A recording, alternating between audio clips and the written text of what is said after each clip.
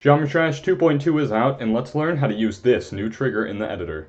Okay, let's say you want to go from the default background to this background, but then once you're done with this section of your level, you want to go to this background. How are you going to do that? Well, in Geometry Dash 2.2, RobTop added a new trigger. We can select this background, and that's the one we'll have at the start. Pretty spooky, right, skeletons? Okay, let's say we play some gameplay, and right about after we jump across this spike, we want to have a transition that changes the background. Well, that's what the background trigger does. We can do this so we can change it to, for example, I don't know, this background. So then, when we go here, it changes the background.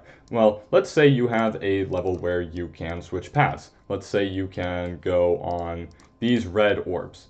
Okay, boom. Okay, that's awkward. These red orbs, and we can click, click, click. Okay, cool. So we want to change the background to, for example, this background. Sure, why not? And we can make this touch triggered.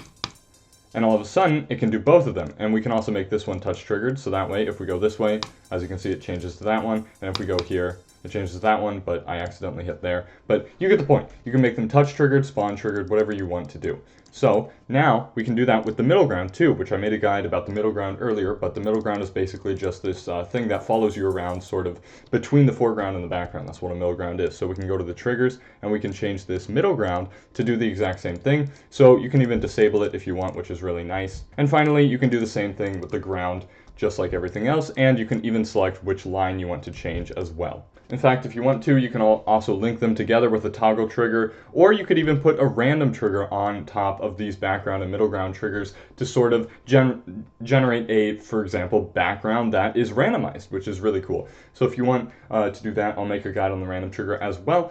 So yeah, thanks for watching.